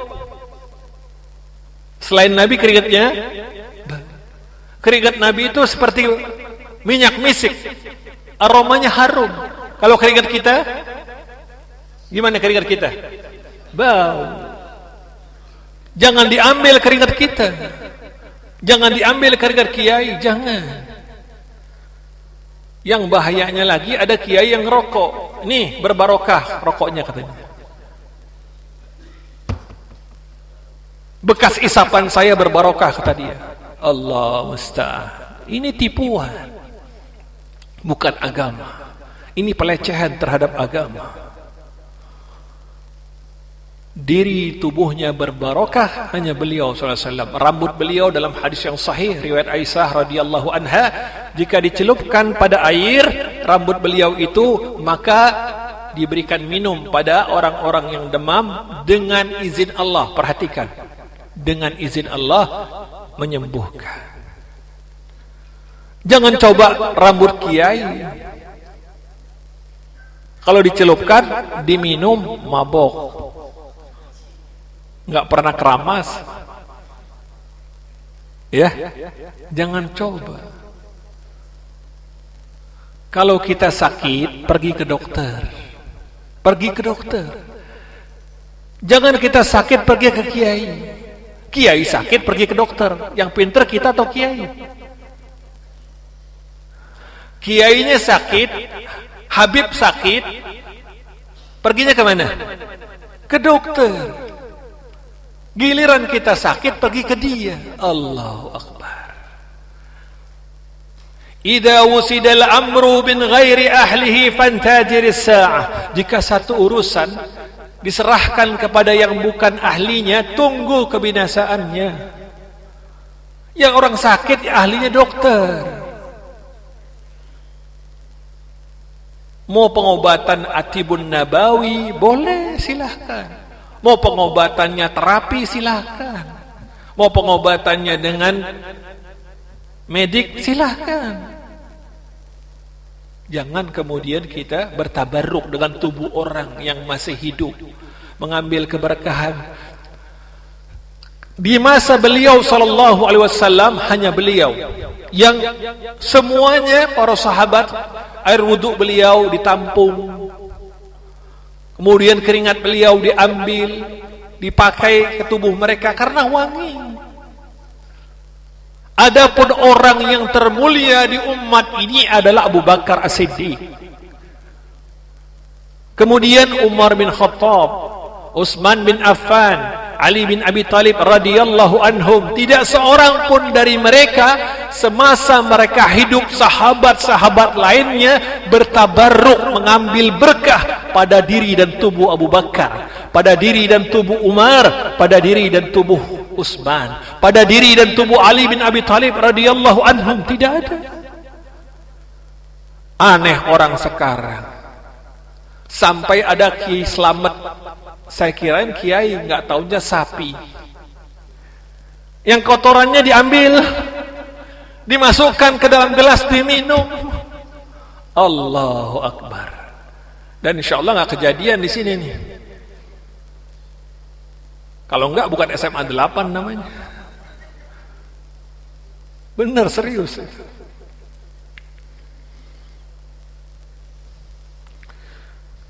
Saya jelaskan dengan contoh hadis biar jelas bagi kita. Dari Abi Waqidil Laisi, bahwa dahulu kami berangkat bersama Rasulullah SAW keluar menuju Khaybar. Lalu beliau melewati pohon orang musyrik yang dinamakan Zatu Anwat. Jadi beliau keluar dengan sahabat ke Khaybar, satu daerah. Ada pohon dilewati, pohonnya orang musyrik. Di mana orang-orang musyrik biasa menggantungkan senjata di sana, bersemedi, bertapa, mengambil berkah. Kemudian namanya Zatu Anwat. Mereka menggantungkan senjata di pohon tersebut. Lalu para sahabat berkata, wahai Rasulullah, buatkanlah untuk kami Zatu Anwat, tempat menggantungkan senjata sebagaimana mereka memiliki Zatu Anwat. Sahabat minta Nabi SAW mengambillah satu tempat, satu pohon, agar para sahabat juga bisa melakukannya sebagaimana orang musyrik. Apa? Menjadikan tempat tersebut sebagai tempat berkeramat. Rasulullah SAW menjawab, subhanallah, sebagaimana yang dikatakan oleh kaum Musa dalam surah Al-A'raf ayat 138. Ij'al lana ilahan kama lahum alihah. Jadikanlah untuk kami sesembahan sebagaimana mereka memiliki sesembahan-sesembahan. Kaum Musa minta kepada Nabi Musa sesembahan. Kemudian para sahabat minta juga pohon yang bisa dikeramatkan seperti Zatun Anwat. Apa kata beliau? Kalian benar-benar akan mengikuti kebiasaan-kebiasaan orang-orang sebelum kalian. Hadis ini hadis sahih, diriwayatkan At-Tirmidzi. Inilah menjelaskan kepada kita semua bahwasanya dari zaman beliau sallallahu alaihi wasallam, dari zaman Nabi Musa alaihissalam, biasa kaum itu menentukan suatu tempat berkeramat. Karenanya orang hari ini pun seperti itu. Ayatnya adalah surah Al-A'raf ayat 138. Perhatikan ini. Baik, sampai di sini kajian kita. Jika ada yang ditanyakan, dipersilahkan. Biasanya pertanyaan yang lebih lama daripada kajiannya. Silakan. Ya, terima kasih Ustaz Amir. Baik, teman-teman semua, kajian terkait tauhid tadi sudah disampaikan untuk penyampaiannya. Mungkin ada yang ingin sharing atau bertanya, silakan. Mungkin dari yang dekat dulu deh, ada dari Mas David. Bismillahirrahmanirrahim. Assalamualaikum warahmatullahi wabarakatuh. Waalaikumsalam warahmatullahi wabarakatuh. Terima kasih Ustadz atas penjelasannya materi kita hari ini. Terkait tauhid, saya ada dua pertanyaan Ustadz. Satu dari hubungan dengan kehidupan keluarga, berumah tangga, kehidupan bermasyarakat. Yang kedua dari profesional, pekerjaan. Jadi Indonesia itu kan juga banyak sekali kegiatan-kegiatan itu yang ritual turun-temurun gitu. Nah ini umur kita ini kan udah mulai besanan nih Ustadz nih. Nah seringkali di kepanitiaan mau pernikahan anak-anak ada tuh dari keluarga kita atau keluarga besan yang minta untuk menjalankan ritual, sementara kok kayaknya nggak ada di tuntunan agama. Terus juga ekspektasinya itu, oh ini kalau nggak dilaksanakan nanti nggak punya anak lah atau gimana gitu ya, seperti itu. Nah gimana kita menyikapi itu? Terus ya sebaiknya cara menyampaikan barangkali gitu, atau ada dasarnya dan segala kali. Mohon masukannya. Yang kedua terkait di pekerjaan nih Ustaz. Saya kebetulan pekerjaan itu kita display nih Ustaz. Jadi kalau misalnya ada ruang-ruang rapat atau auditorium, itu ada display video gitu ya. Nah, selama ini kami menghindari untuk menerima pekerjaan kayak misalnya dari rumah ibadat agama lain seperti itu ya. Dan sekarang kalau misalnya katakanlah kebetulan ada teman-teman yang bekerja di suatu perusahaan yang katakanlah pimpinan perusahaannya itu non muslim, ada pekerjaan membangun misalnya rumah peribadatan agama lain yang mungkin quote unquote jadi kesyirikan gitu ya gitu. Nah, gimana itu menyikapi itu saat gitu? Apakah baiknya ya udah kamu pindah gitu karena ini istilahnya tidak sesuai dengan ajaran, atau bagaimana baiknya menyikapi ini, karena kita kan mempertimbangkan kemajemukan dan segala macam gitu. Ya. Mohon masukannya Ustaz. Terima kasih. Assalamualaikum warahmatullahi wabarakatuh. Yang pertama terkait dengan masalah adat istiadat, maka sebenarnya ada adat istiadat orang Minangkabau. Namun adat istiadat ini tidak berlaku sebagaimana secara umum, karena Minangkabau itu atau Sumatera Barat lebih cenderung agamis. Ada peribahasa, adat bersendikan syara, syara bersendikan kitab Allah. Ini adalah tradisi kita. Namun tradisi ini tidak dikembangkan.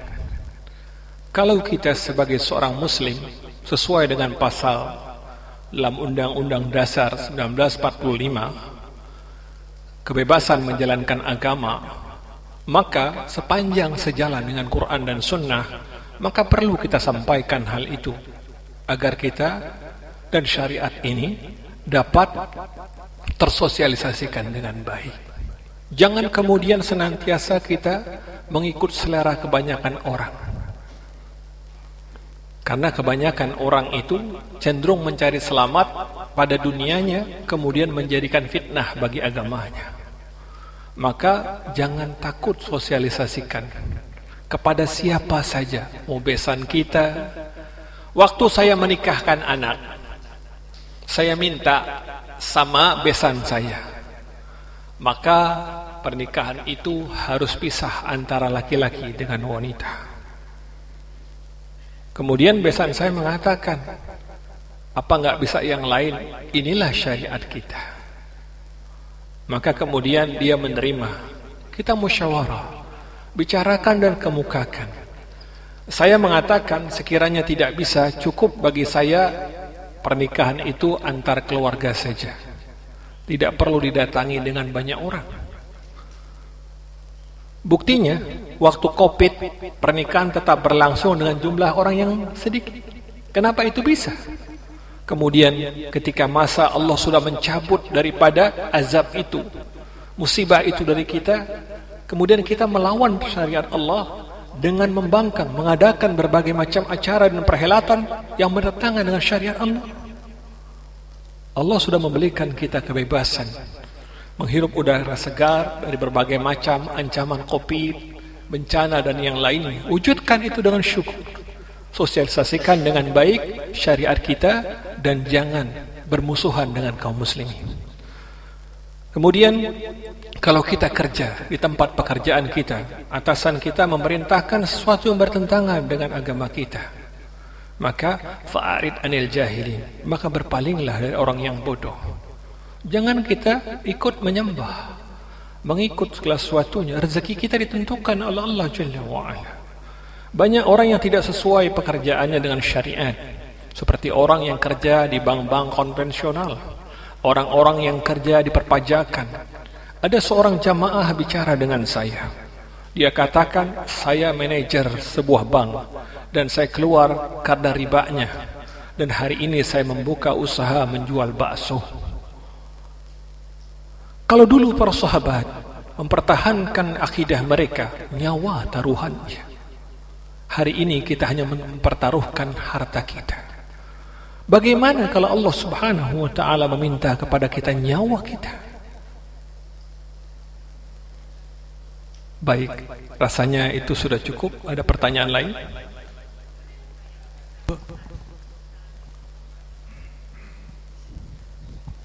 Silakan. Assalamualaikum warahmatullahi wabarakatuh. Wassalamualaikum. Saya mau tanya Pak Ustadz, sebetulnya hampir sama pertanyaan Bapak ini mengenai keluarga. Jadi kan, nama saya Yuni, angkatan 87. Jadi kan kadang ibu saya itu kan suka ngajak ke makam bapak saya Pak Ustadz, karena mungkin rasa kangen atau apalah ya.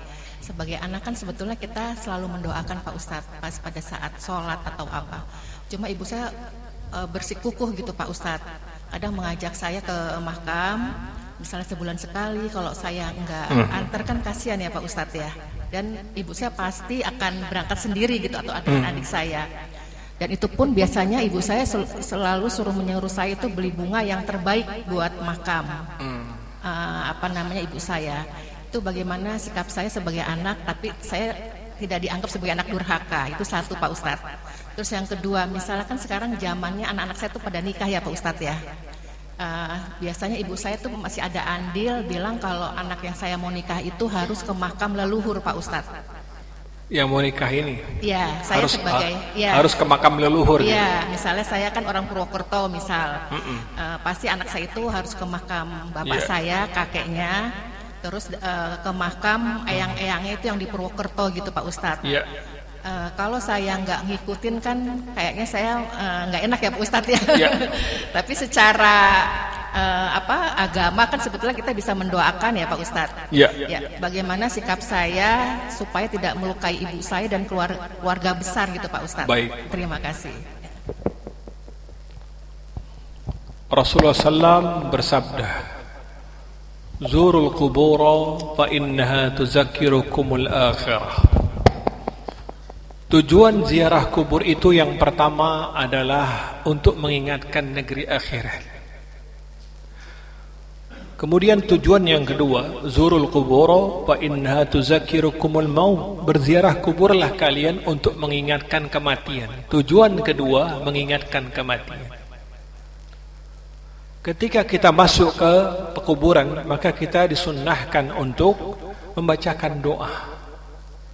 Assalamualaikum ya ahlad diyar minal mu'minina wal muslimin wa inna insya'allahu bikum lahiqun nas'alullahu lana wa lakumul afiyah. Maknanya doa itu untuk dua sisi. Sisi pertama adalah orang-orang kaum muslimin pekuburan yang kita ziarahi. Kemudian sisi kedua adalah bagi peziarah itu sendiri. Ini adalah 3 tujuan daripada ziarah kubur. Selain itu tidak ada tuntunannya. Maknanya berziarah kubur sering-sering itu adalah menimbulkan daripada fitnah bagi orang yang akan berziarah. Pertama, mungkin jalan yang ditempuh, waktunya. Apakah kemudian jika kita tidak ziarah kubur mengakibatkan kita menjadi anak yang durhaka? Tidak demikian. Yang diperintahkan adalah mendoakan orang tua. Doa itu di mana saja. Sallu alayya fa inna salatakum tablughuni haitsu ma kuntum. Beliau bersabda, salawatlah kalian kepada aku, salawat kalian dimanapun akan sampai kepada aku. Nabi SAW dikuburkan di Madinah Al-Munawwarah. Kita diperintahkan bersalawat, tidak harus kita mengunjungi Madinah.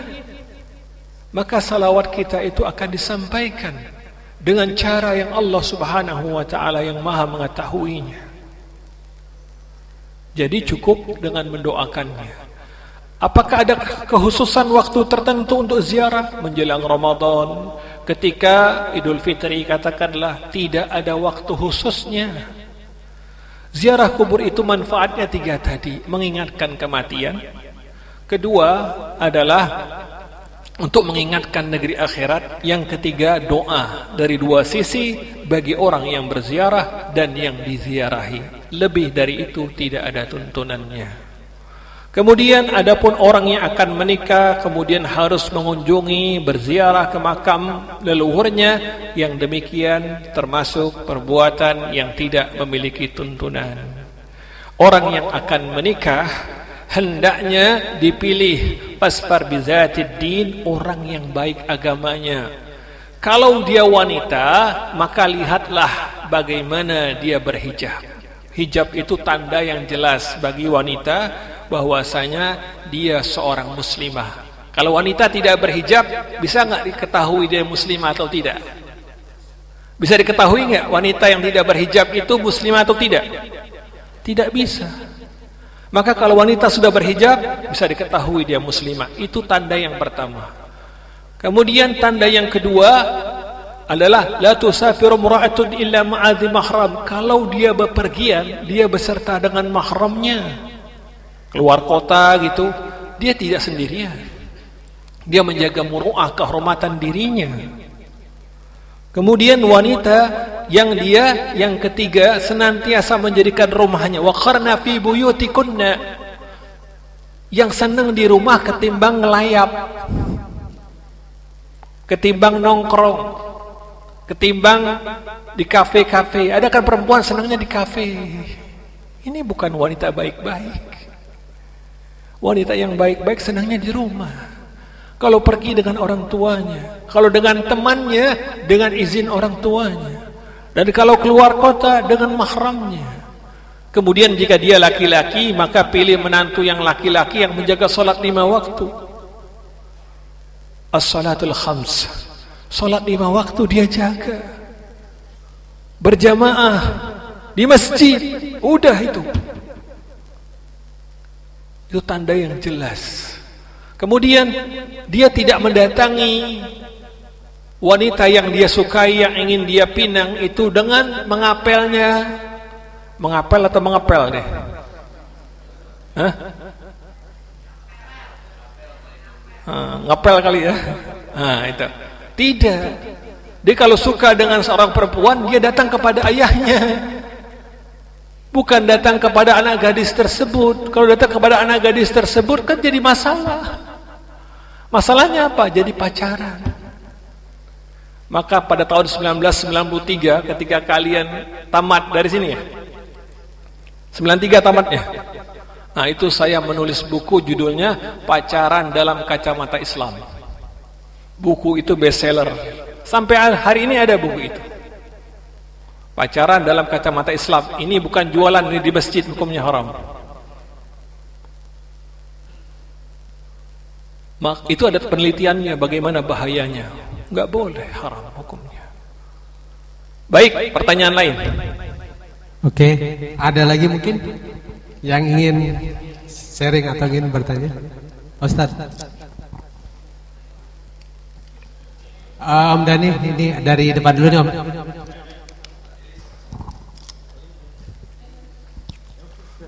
Fadhal ya. Assalamualaikum Ustaz. Assalamualaikum. Saya sedikit terima kasih tadi, luar biasa nasihat dan ilmunya. Tapi saya pernah tahu misalnya begini. Yang pertama, amal akhirat dengan motif dunia, apa benar-benar sama sekali nggak boleh. Misalnya ada dalil-dalil yang menyebutkan bahwa kita melakukan amal akhirat sebenarnya dapat dunia. Misalnya umroh supaya menghilangkan kemiskinan. Terus istighfar di waktu sahur, wal mustaghfirin bil ashar, itu kan rizki. Itu kan dia amalnya akhirat nih, tapi motifnya ada dunia. Ya. Itu ada dalilnya gitu. Ya. Terus yang kedua,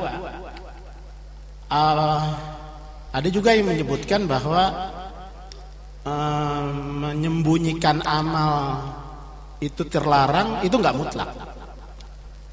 Jadi misalnya intubdu shadaqat fan immahi gitu ya. Jadi memperlihatkan sedekah juga bisa baik gitu. Jadi ada kebaikannya juga gitu.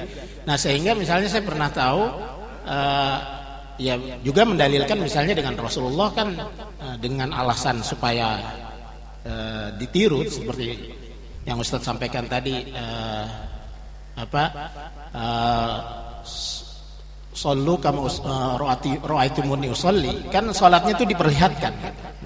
Jadi amalnya diperlihatkan, dan juga misalnya terhadap orang yang kita punya tanggung jawab, kita harus mereka harus mengikuti syariat dengan mengikuti kita, atau misalnya kepada keluarga kita, kepada anak-anak kita, atau kepada siapa kita harus menjadi contoh dalam komunitas itu. Apa itu juga ada gimana membatasinya? Baik. Gitu. Terima kasih. Ya. Untuk pertanyaan yang pertama, beliau SAW bersabda,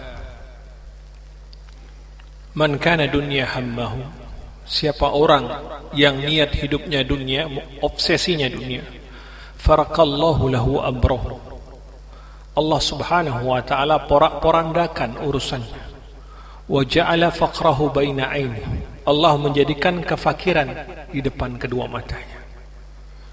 Man kana akhiratahu niyatahu, siapa orang yang niat tujuannya akhirat, obsesi hidupnya akhirat, jama'allahu lahu amrahu. Perhatikan kalimat ini, Allah satukan urusannya. Maksudnya apa? Dunianya datang karena akhiratnya. Jama'allahu lahu amrahu wa ja'ala ghinahu fi qalbi, Allah menjadikan kekayaan dalam hatinya. Wa atahu dunya wa hiya raghimah, dunia datang kepadanya dengan hina. Perhatikan. Jadi siapa yang mengejar akhirat, dunianya datang. Tapi siapa yang mengejar dunianya, maka akhiratnya binasa. Maka kita kejar akhirat kita, dunia kita itu akan datang. Semua ayat, semua hadis yang ditanyakan adalah orang yang mengejar akhiratnya, maka dunianya ditundukkan oleh Allah Subhanahu wa taala. Kemudian yang kedua, terkait masalah menampakkan amal dan menyembunyikan amal. Maka ayat atau hadis semuanya ada, namun menyembunyikannya lebih utama, afdal, daripada menampakkan amal bagi orang yang khawatir terfitnah. Kemudian yang kedua, orang yang menampakkan amal, kemudian dia dapat menjaga hatinya dari sikap riya dan menjadi contoh bagi kaum muslimin, maka yang demikian diperbolehkan, sebagaimana dalil telah menunjukkannya ketika beliau sallallahu alaihi wasallam memberikan kepada pemuka kafir Quraisy di dalam Fathul Makkah, beliau memberikannya 50 batang emas dan diperlihatkan kepada semua sahabat. Bahkan sahabat cemburu karena hal itu. Kemudian beliau mengatakan kepada para sahabat yang telah beriman, aku tidak mengkhawatirkan keimanan itu pada kalian, karena orang-orang yang mu'allaf, yang baru masuk Islam itu dibujuk hatinya dengan zakat mal. Tujuannya apa? Agar hatinya tertambat pada Islam. Sebenarnya menjadikan harta wasilah untuk mendekatkan orang kepada agama Allah adalah yang dilakukan kaum kristenisasi di berbagai macam daerah, adalah pendekatan metode dakwah Nabi SAW. Ketika datang seorang badui kemudian mengatakan, ya Muhammad, berikan harta yang diberikan Allah kepada engkau. Beliau ditarik salnya yang ada di lehernya, dan kemudian leher beliau merah dan beliau tersenyum dalam hal ini. Ini menunjukkan kepada kita bahwasanya memberikan sepanjang orang itu dapat menjaga, namun menyembunyikan amal bagi orang yang sudah terbiasa, yang takut terjerumus kepada riya, maka itu lebih utama. Baik, pertanyaan lain. Assalamualaikum warahmatullahi wabarakatuh. Sebelumnya saya mengucapkan terima kasih Pak Ustadz atas kajian hari ini yang cukup membuka horizon saya, bagaimana kita bisa menjalankan tauhid ini dalam kehidupan kita sehari-hari. Perlu Pak Ustadz ketahui, saya mu'alaf, makanya this is the first time saya datang ke masjid tempat saya bersekolah. Karena sebelumnya saya memang Katolik, dan dulu di SMA 8 saya masuk di pengurus kerohanian Kristen. Begini Pak, saya tuh cukup menggelitik dengan kondisi yang saat ini ya. Saya mau minta arahan dari Bapak mengenai bagaimana orang-orang itu sangat mengkultuskan orang-orang yang bergelar syekh, yang mengaku bahwa mereka adalah keturunan Nabi Muhammad SAW. Yang menurut saya, maaf ya Pak, ini menurut saya saja pribadi, itu somehow terlalu berlebihan gitu. Nah, untuk itu saya mohon pengarahannya Pak. Wassalamualaikum warahmatullahi wabarakatuh. Ya. Beliau sallallahu alaihi wasallam bersabda, "La tutruni kama atratin nasara ibn Maryam. Fa innama ana abduhu fayakun Abdullah war Rasul." Beliau mengatakan pada diri beliau sendiri ini, janganlah kalian berlebih-lebihan dalam bersikap kepada aku. Fa innama ana Abdullah. Sungguhnya saya adalah hamba Allah. Fayakul, hendaklah kalian mengatakannya, Abdullah war Rasul, hamba Allah dan utusannya. Jadi terhadap diri Nabi SAW saja kita tidak boleh berlebih-lebihan, apalagi orang-orang yang selain itu. Contohnya berlebihan kepada Nabi apa? Berdoa, meminta kepada Nabi. Itu bukan hak Nabi SAW. Berdoa itu ibadah. Ad-du'a huwal ibadah. Doa itu ibadah. Qala rabbukum, Allah berfirman, ud'uni astajib lakum. Berdoalah kepada aku, niscaya aku kabulkan.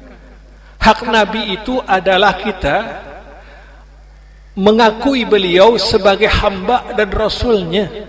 Rasul itu utusan Allah. Apa yang disampaikan beliau, dituntunkan beliau di dalam mendekatkan diri kepada Allah, itulah yang dimaksud. Enggak boleh kita berlebih-lebihan kepada Rasulullah, apalagi yang namanya orang berlebih-lebihan kepada orang yang menamakan dirinya habaib, kiai, syekh, atau orang-orang yang berketurunan dengan keturunan para wali. Tidak ada. Inna akramakum indallahi atqakum. Dalam sebuah hadis dinyatakan, kullukum Adam, semua kalian dari Adam, wa Adamu min turab, Adam itu dari tanah. Laisa li arabiyyin fadlan li a'zamin, bukanlah orang Arab lebih mulia daripada orang selain Arab. Walaysa a'zamin fadlan li arabiyyin, bukanlah orang selain Arab lebih mulia daripada orang Arab. Kullukum Adam, kalian dari Adam, wa Adamu min turab, dan Adam dari tanah. Inna akramakum indallahi atqakum, yang mulia yang takwa. Bilal bin Rabah, orangnya hitam, kulitnya keriting, dia punya rambut keriting. Kemudian Bilal seorang budak Habasyi, kemudian dia beriman kepada Allah.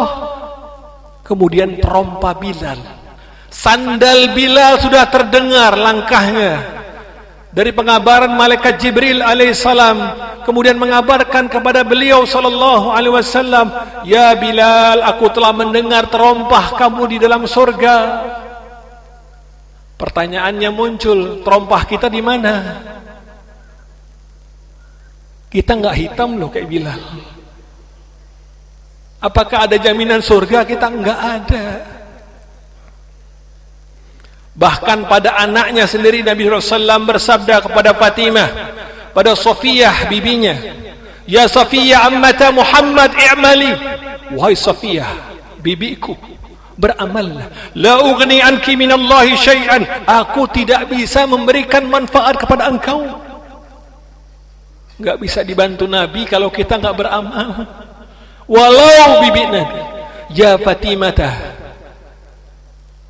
bintu Muhammadin, wahai Fatimah anak Muhammad, anak kesayanganku, la ughni anki minallahi syai'an, i'mali, minta hartaku, la ughni anki minallahi syai'an, aku tidak bisa bantu kamu, beramallah wahai Fatimah. Jangan kemudian orang yang keturunannya keberapa dari Nabi SAW menepuk-nepuk dada, saya keturunan Nabi. Anda tidak beramal, Abu Jahal juga senasab dengan Nabi.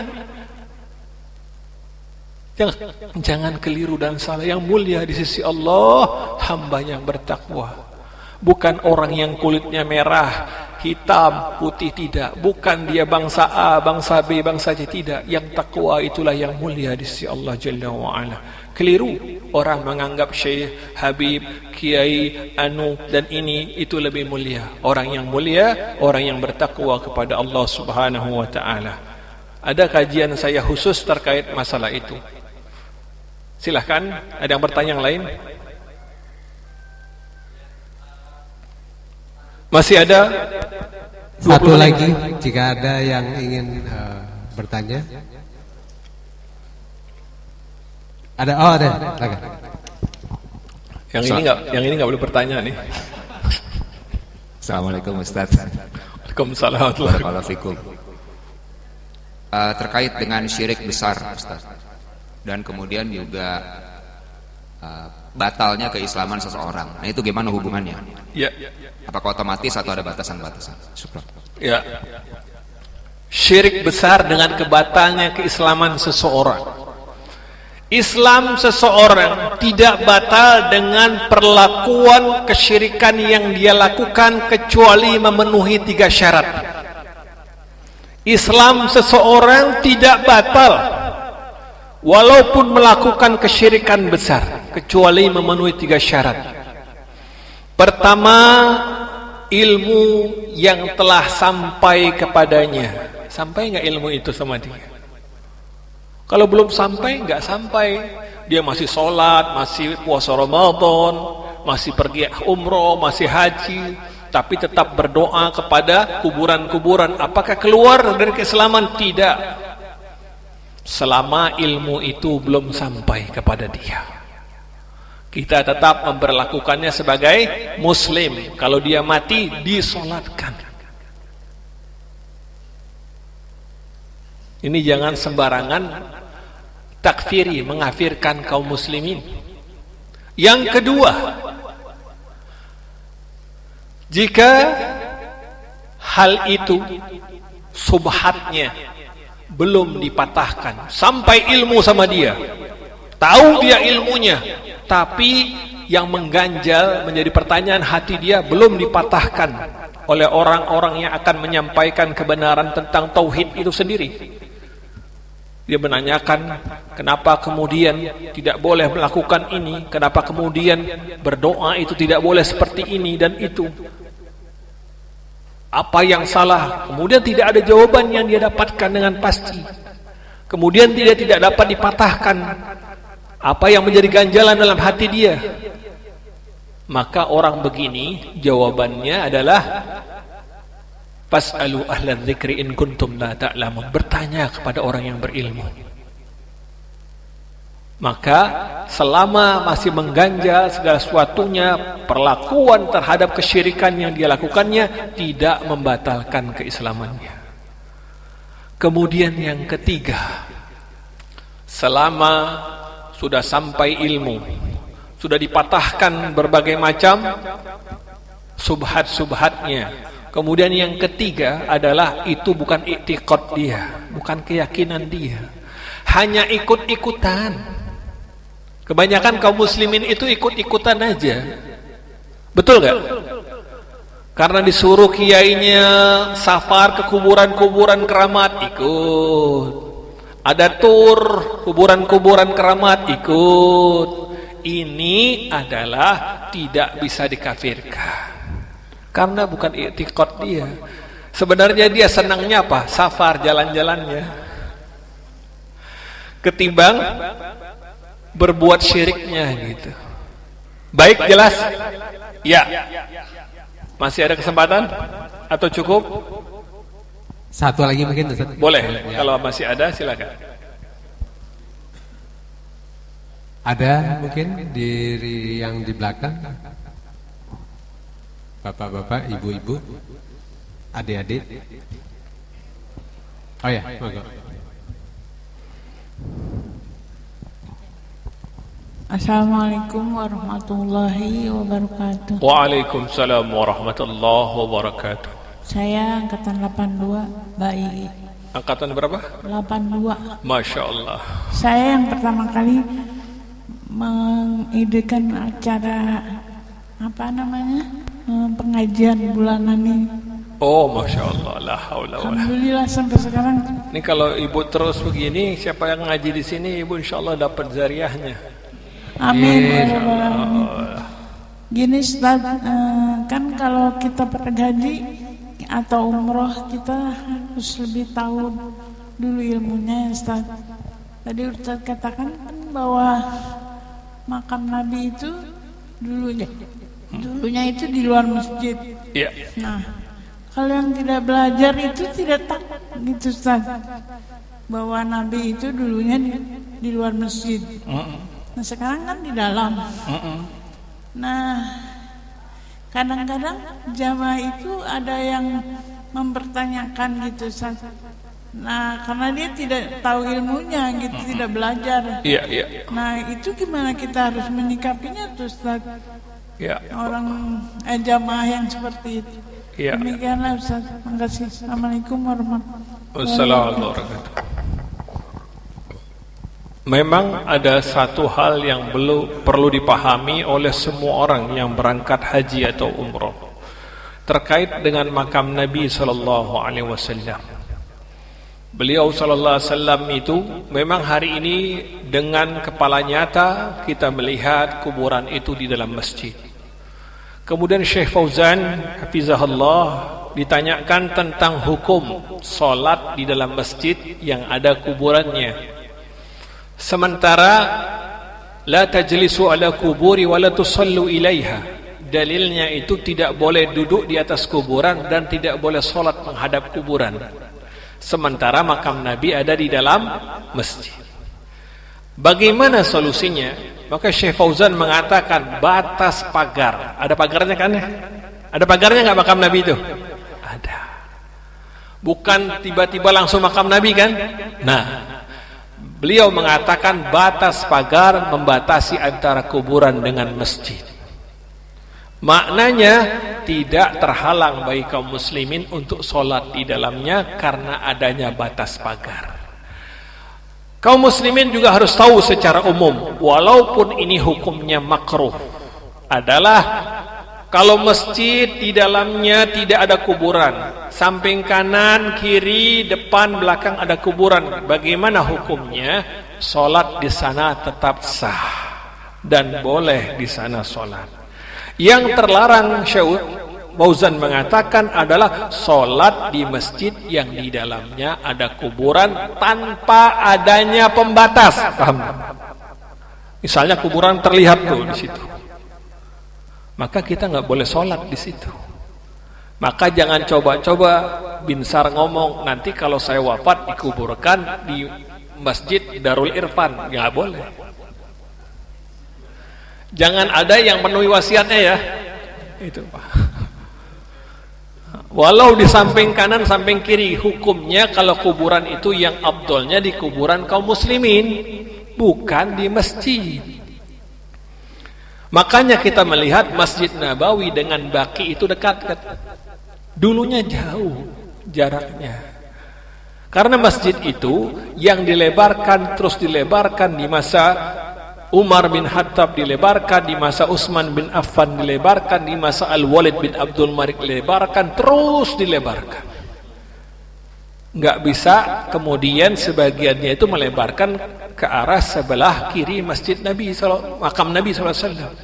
Makanya kalau sholat yang afdolnya bukan menghadap makam Nabi, tapi menghindari sholat di belakang makam Nabi SAW. Itu yang perlu diberi pemahaman kepada jamaah yang umroh. Namun jika mereka tergeser karena jamaah ini banyak kadang-kala kan, nggak bisa kita sholat habis kita. Wah, ada yang di depan makam Nabi. Jika tidak menyengaja, maka yang demikian tidak mengapa, insya Allah. Baik, kita tutup. Ini ada titip pesan ini. Ada ibu dari rekan kalian yang wafat ini. Namanya Ibu Hajjah Elsa binti Anwar, ibunda dari Piskah. Piska bukan? Piska Novelina. Hadir? Baik, ya. Kapan meninggalnya? Oh, 3 hari yang lalu. Baik. Baik. Kemudian Allah Rabbi la usyriku bihi syai'an. Allah Rabbi la nusyriku bihi syai'an. La ilaha illallah al-azimul halim. La ilaha illallah rabbul arsyil azim. La ilaha illallah rabbus samawati wa rabbul ardi wa rabbul arsyil karim. Allahumma inna nas'aluka bi anna lakal hamd. La ilaha illa anta wahdaka la syarika lak. Al-Mannan. Ya badi as-samawati wal ard. Ya dzal jalali wal ikram. Antal ghani wa nahnu al-fuqara ilaik. Anta wali fid dunya wal akhirah. Tawaffana musliman wa alhiqna bis-salihin. Ya arhamar rahimin. Innaka antal wahhab aw ar-razzaq. Allah Rabbi la nusyriku bihi syai'an. Allahumma salli ala Muhammad wa ala ali Muhammad kama sallaita ala Ibrahim wa ala ali Ibrahim innaka Hamidum Majid. Allah barik ala Muhammad wa ala ali Muhammad kama barakta ala Ibrahim wa ala ali Ibrahim innaka Hamidum Majid. Allahumma inna na'udzu bika min an nusyrika bika syai'an na'lamuhu ونستغفرك لما لا نعلم.